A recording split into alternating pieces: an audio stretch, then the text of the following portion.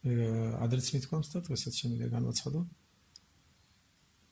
რომ პოლიტიკაში დაბრუნდები მხოლოდ იმ შემთხვევაში, თუ რაღაც საოცრება მოხდება, ვთქვათ, დღევანდელი მთავრობა ხალხს აღარ მოусმენს, მოხდება მსგავსი უზურპაცია ხელისუფლების, რაც მოხდა სააკაშვილის დროს.